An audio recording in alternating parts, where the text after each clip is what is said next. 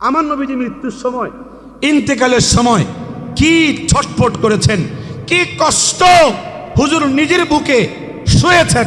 এই চারটা হাদিস বললে হৃদয় কেঁপে উঠবে। আমি আমার নবীর উম্মত হয়ে আমি কিভাবে মৃত্যুর যন্ত্রণা সহ্য করব। এক নম্বর হাদিস শোনেন, নবীজির স্ত্রী হযরত আয়েশা সিদ্দিকা রাদিয়াল্লাহু তাআলা আনহা, সহিহ বুখারীর 6029 নম্বর হাদিস, সহিহ বুখারীর 6029 নম্বর হাদিস। হাদিস খানা হচ্ছে, নবীজির স্ত্রী আমাদের মা, তিনি বলেন, ইন্না রাসূলুল্লাহ সাল্লাল্লাহু আলাইহি ওয়াসাল্লামা কানা বাইনা ইয়াদাইহি রাকওয়াতুন আও উলবাতুন ফিহা মাউন। খুব মনোযোগ দিয়ে শুনেন, হুজুরের যখন আজরাইল হাজির হইছে, ইন্তেকালের সময় হয়েছে, যখন হুজুরের মরজে মাউত মৃত্যুর সময় হয়েছে, তখন নবীজির সামনে একটা কি ছিল? পানির পাত্র ছিল। রাকওয়াতুন আও উলবাতুন, একটা পানির পাত্র ছিল। ফিহা মাউন, এই পাত্রের ভিতরে কি ছিল? পানি ছিল। আমাদের নবীজির স্ত্রী আমাদের মা আয়েশা সিদ্দিকা বলেন, আমি দেখছি ফাজালা ইউদখিলু ইয়াদাইহি ফিল মা, হুজুর মৃত্যুর যন্ত্রণায় ছটফট করতেছেন আর দুই হাত মোবারক এই পানির পাত্রের মধ্যে ঢুকাচ্ছেন, ঢুকাইয়া ফায়ামসাহু বিহিমা ওয়াজহাহু, হুজুর পানি দিয়া হাত ভিজাইয়া চেহারার মধ্যে পানি দিয়া মুছতেছেন, যেন একটু কষ্টটা কমে, একটু ব্যথা কমে। হুজুরের দুই হাত পানির ভিতরে ঢুকাইয়া দুই হাত বের করে চেহারার মধ্যে পানি দিয়ে ভিজাচ্ছেন। আর ওয়ায়াকুলু, হুজুর বলছেন, লা ইলাহা ইল্লাল্লাহ ওয়া ইন্না লিল মাউতি সাকারাত। ও আমার উম্মতেরা, মৃত্যুর সময় কালিমা পড়ো, লা ইলাহা ইল্লাল্লাহ কালিমা পড়ো, তাহলে মৃত্যুর যন্ত্রণা কমে যাবে, আল্লাহ পাক কমায়া দিবে। হুজুর এরপরে বলেছেন, ইন্না লিল মাউতি সাকারাত। উম্মত, আমি কষ্টের মধ্যে আছি, অত্যন্ত যন্ত্রণার মধ্যে আছি। মৃত্যুর যন্ত্রণা কি পরিমাণ কঠিন আমি নিজেও তো ভোগ করতেছি। উম্মত, এই মৃত্যুর যন্ত্রণার জন্য প্রস্তুতি গ্রহণ করো। কখনো কি কল্পনা করছি? কথা বলেন না কেন? আমি মরবো কিভাবে? আচ্ছা বলেন তো দেখি, আমার আপনার মৃত্যুর যন্ত্রণার সময় আপনি আমি 1 কানি জমি, 10 কানি জমি, 1 কোটি টাকা কাউকে দিলেও এই যন্ত্রণাকে কেউ নিবে? একটু বলেন আমার সাথে, নিবে? আমনের ছেলেকে আপনি যদি 5 তলা বাড়ি করে দেন আর বলেন, বাবা মৃত্যুর যন্ত্রণা আমি সহ্য করতে পারবো না, তুই 5 তলা বাড়ি নিয়ে যা, আমার যন্ত্রণাও নিয়ে যা, নিবনি কেউ? আরে কথা কোন নিবনি? তাহলে আমনের যন্ত্রণা আমনের সাথে, আমনের কবর আমনের সাথে, আমার সাথে। হুজুর বলেছেন, কালেমা পড়ো, লা ইলাহা ইল্লাল্লাহ ওয়া ইন্না লিল মাউতি সাকারাত। মৃত্যুর যন্ত্রণা সাকারাত, সাকরাতুন 1 বছর, সাকারাত কঠিন যন্ত্রণা, অনেক যন্ত্রণা। উম্মত, এর জন্য প্রস্তুতি নিও।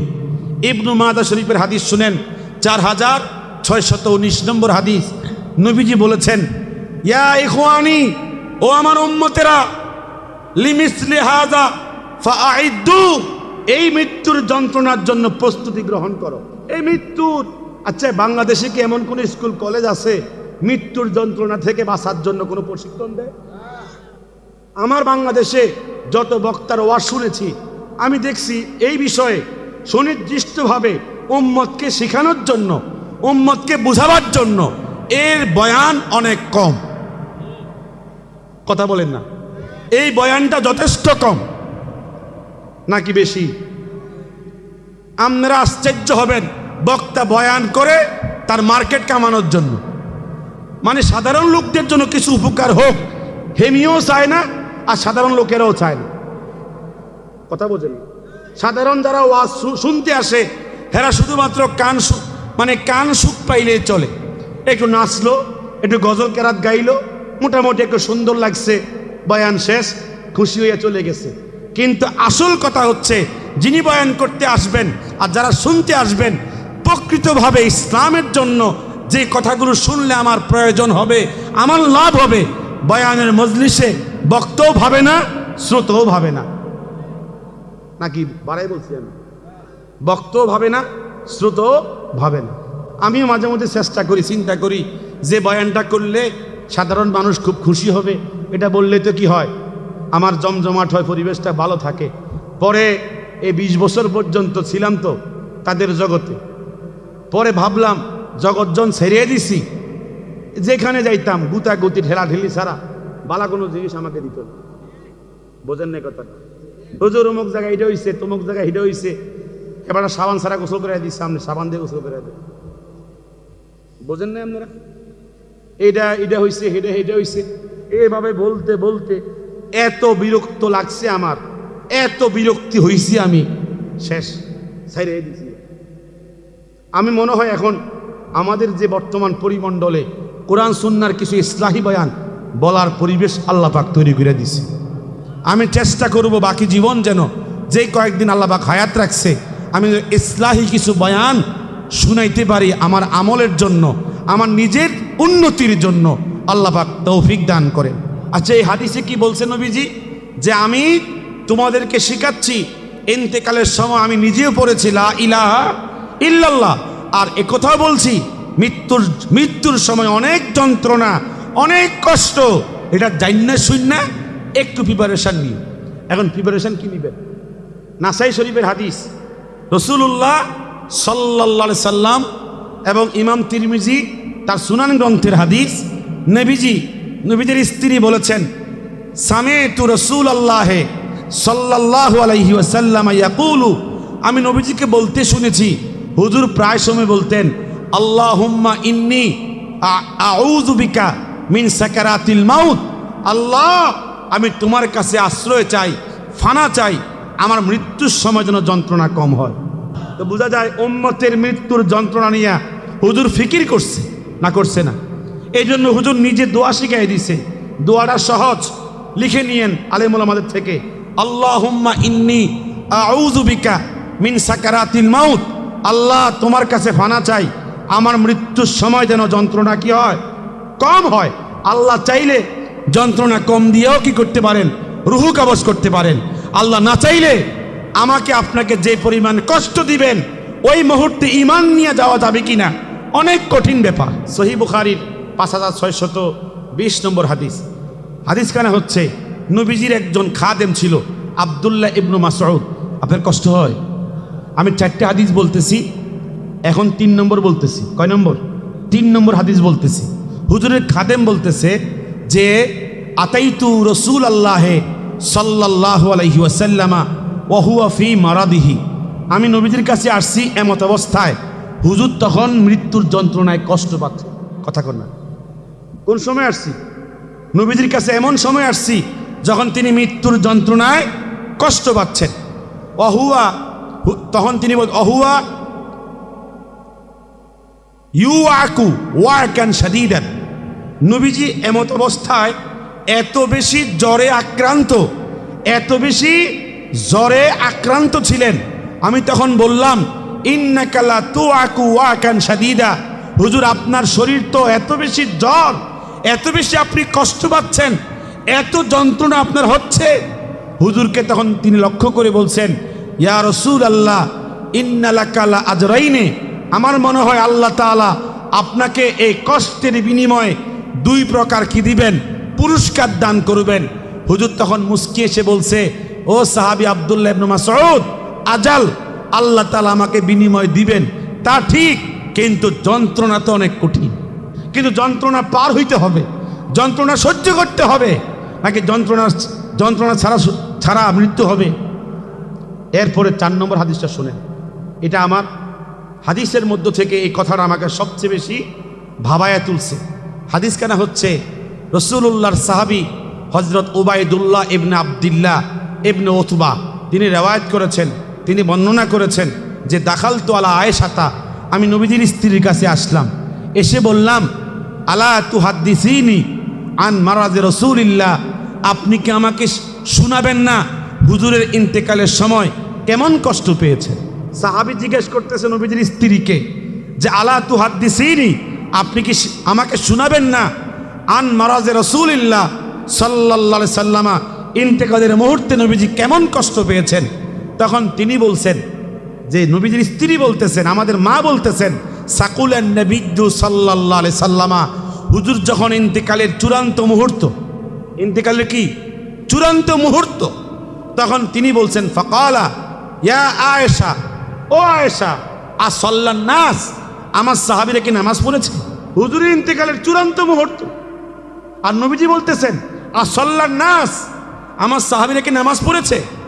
তখন নবীজির স্ত্রী বলতেছে ইয়া রাসূলুল্লাহ, লা, নামাজ পড়ে নাই।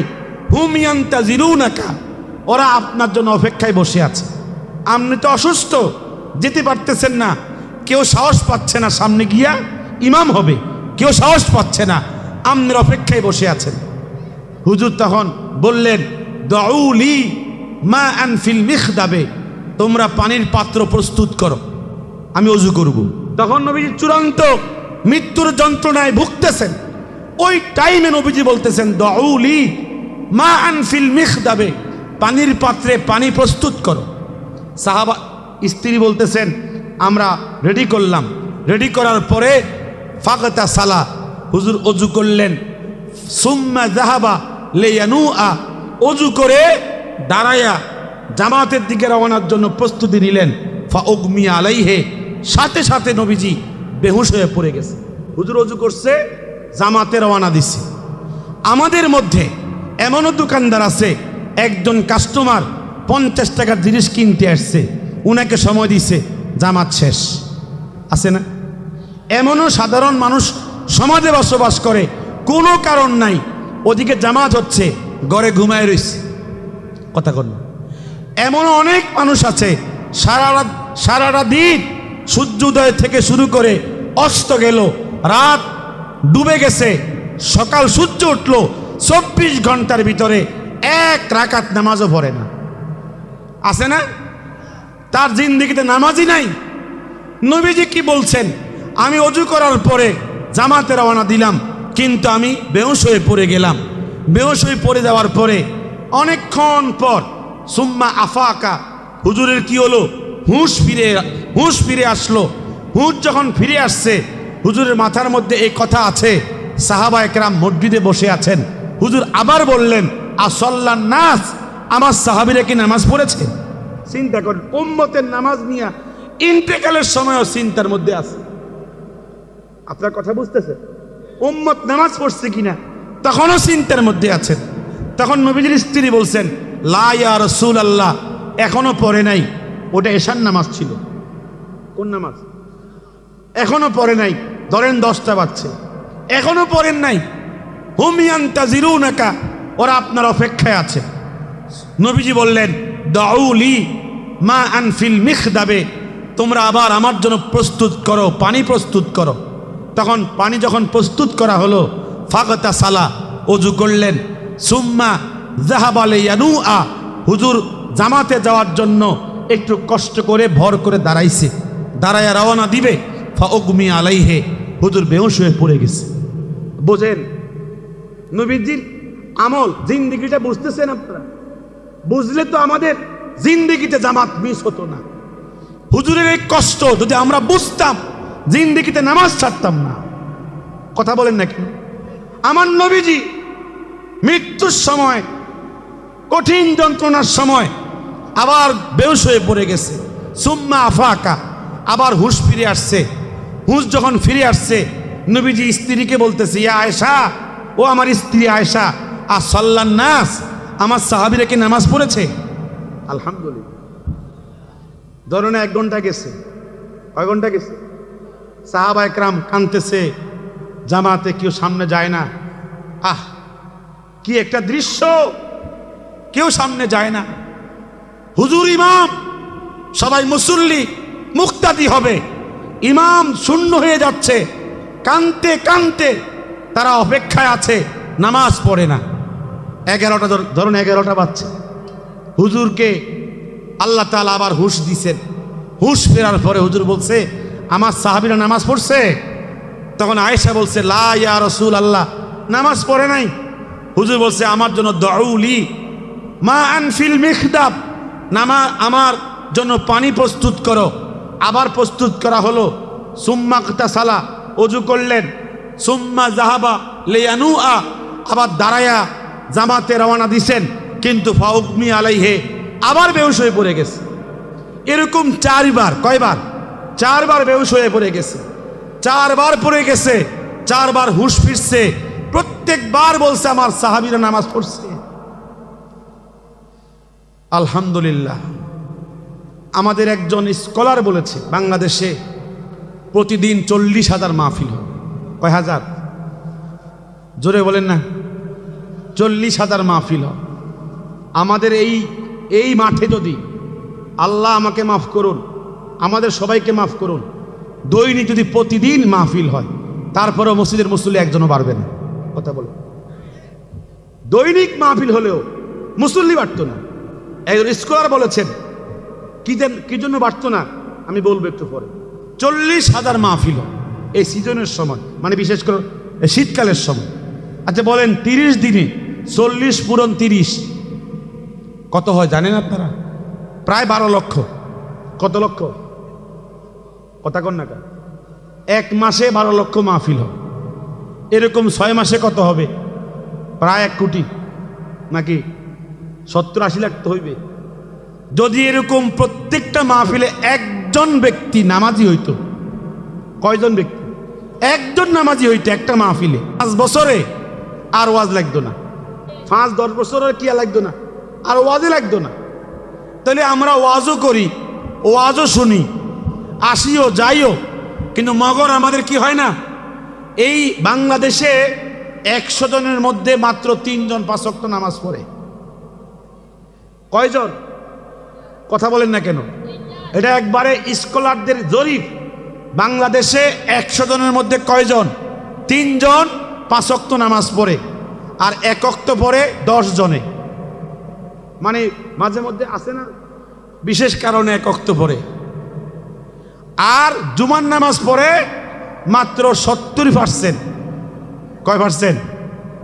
তাহলে জুমার নামাজও পড়ে না কয় পার্সেন্ট? 30% জুমার নামাজও পড়ে না। এরপরেও কয় মুসলমান আমি। কথা কোন 10% আছে ঈদের নামাজও পড়ে না। আমরা তো মনে করি যে ঈদের দিনে কি হয়, সবাই নামাজে আসে না, আমরা মনে করি। কিন্তু তারপরেও ঈদের দিনেও এমন হতভাগা আছে ঈদের নামাজও পড়ে না, আছে না?